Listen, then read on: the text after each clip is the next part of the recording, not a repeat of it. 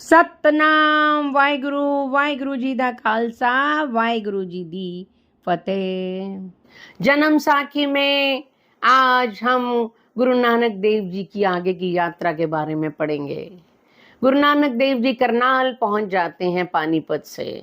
वहां एक आम मोहल्ले में अपना ठिकाना बनाते हैं और पिपल के पेड़ के नीचे कीर्तन शुरू कर देते हैं और फिर जिज्ञासुओं के लिए प्रवचन भी करते हैं।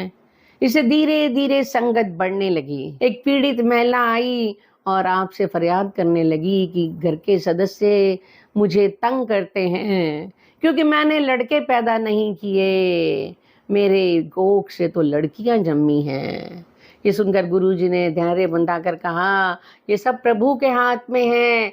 कल आप अपने पति और सास को प्रेरित करके हमारे पास लाएं। दूसरे दिन वह महिला अपने पति और सास को साथ लेकर आई। गुरुजी ने तब कीर्तन करते समय ये बात उच्चारण की, पंड जमिए पंड निमिए पंड मंगन ब्याह, पंड होवे दोस्ती पंड चले रा, पंड मुआ पंड पालिए पंड होवे बधान, सो क्यों मंदा आकिए जित जब मेरा जान। राग आसा अंग 473। इसका अर्थ बताते गुरुजी ने कहा, महिलाएं समाज की शक्ति हैं, उनको हीन दृष्टि से नहीं देखना चाहिए क्योंकि उन्होंने ही बड़े बड़े महापुरुषों, चक्रवर्ती, राजाओं, महाराजाओं को जन्म दिया है। यदि हम सच्चे दिल से विचारें तो पंड अर्थात महिलाओं के बिना मानव समाज हो ही नहीं सकता। यदि हमारी मर्जी के अनुसार लड़के ही पैदा हो तो संसार आगे कैसे चलेगा। इसलिए प्रकृति के कार्य में हस्तक्षेप नहीं करना चाहिए। उनकी सीख सुनकर महिला का पति और सास अपने भाग्य पर संतुष्ट हो गए और उन्होंने शपथ ली कि दोबारा ऐसा नहीं करेंगे। इसके बाद गुरुजी कुरुक्षेत्र पहुंचते हैं, जहां पर सूर्य ग्रहण के कारण से पहले ही बहुत लोग इकट्ठे हो चुके थे। वहां पर अपना आसन लगाकर सरोवर के किनारे फाइबरदाना के साथ कीर्तन करने लगे। मधुर संगीत को सुनकर लोग, तीर्थ यात्री आने लगे। बिन सतगुर की नैना पायो, बिन सतगुर की नैना पाया, सतगुर विच आप रखी, ओन करी प्रगट्यो आँख सुनाया। राग आसा अंग 466। यात्रियों ने हरिजय सुना और गुरुजी से अपने अपनी शंकाओं का समाधान किया। गुरुजी ने कहा कि मानव को सबसे पहले पूर्ण पुरुष के उपदेशों पर चलकर अपना जीवन चलाना चाहिए क्योंकि वही आपको आम इंसान से देवता बनाता है। जिस प्रकार एक बढ़ई एक आम लकड़ी को इमारती सामग्री में बदल देता है, एक शिल्पकार एक साधारण से पत्थर से मूर्ति बना देता है, एक स्वर्णकार सोने की डली को एक सुंदर आभूषण में बदल देता है, उसी तरह सद्गुरु भी मनुष्य के जीवन को नियमबद्ध करके उसे ऊंची आत्मिक अवस्था में ले जाता है। उसी समय गुरुजी का प्रवचन सुनने वहां पर एक राजकुमार आया और अपने परिवार सहित पहुंचा और उसने विनम्रता पूर्वक विनती की, आप मेरा भी मार्गदर्शन करें। गुरुजी ने कहा, आप अपनी समस्याएं बताएं। राजकुमार ने कहा, हे गुरुजी, मेरा नाम जगत राय है, मैं हांसी रियासत के राजा अमृत राय का बेटा हूँ। इन दिनों हम पराजित हो गए हैं, हमारा राज्य हमारे चचेरे भाइयों ने छीन लिया है। कृपया करके कोई युक्ति बताए जिससे मुझे मेरा राज्य वापस मिल जाए। गुरुजी ने उत्तर दिया, बेटा, अपनी प्रजा का मन जीतना ही सबसे बड़ी युक्ति है।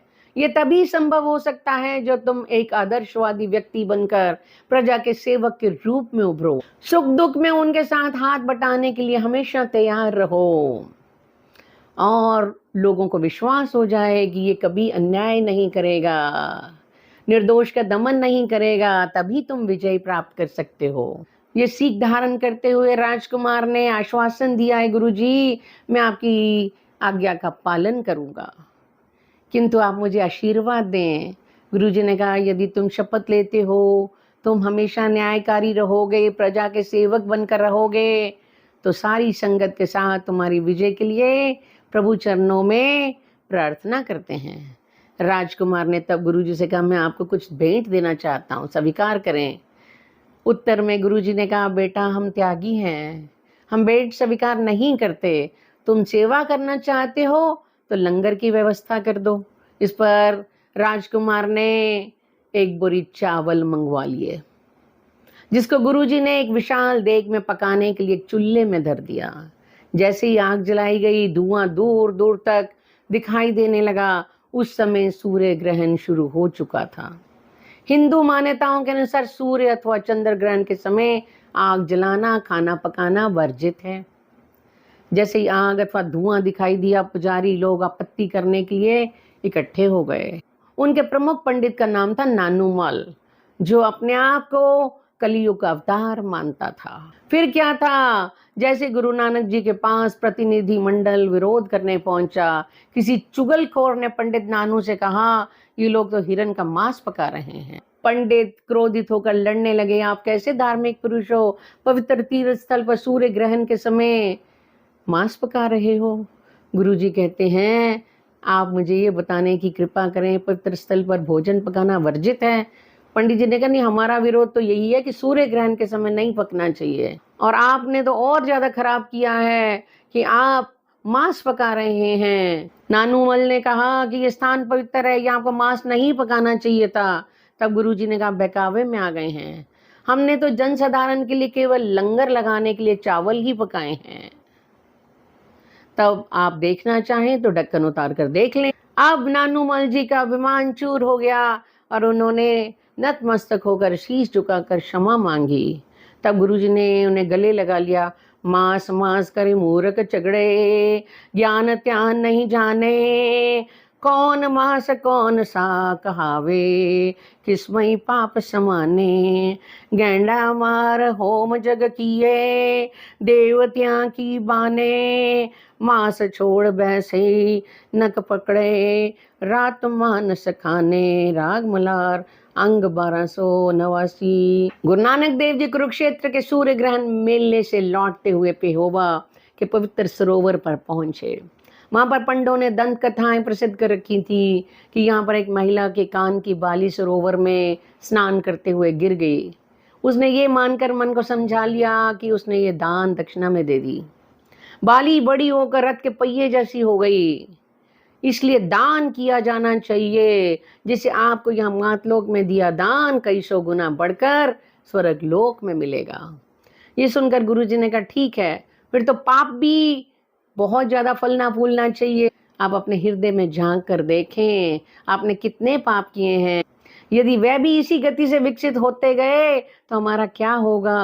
इसलिए गुरुजी से पूछने लगे, राजा पृथु जिसकी याद में ये स्थान है, उसने अपने पितरों की आत्म शांति के लिए पृथु उद्दक नामक पनघट बनवाया है। इस कुएं पर स्नान का महत्व हमें प्राप्त होगा या नहीं होगा। गुरुजी ने कहा, जिस जल निधि कारण तुम जग आए, सो अमृत गुर पाही जियो, छोड़ वेश पेख चतुराई, दुविधाई हो फल नाही जियो। राग सोरठ, अंग 598। तात्पर्य यह है कि आप जिस लक्ष्य की प्राप्ति के लिए कर्म कांड कर रहे हैं, वह तो केवल गुरु कृपा के पात्र बनने से ही मिल जाता है।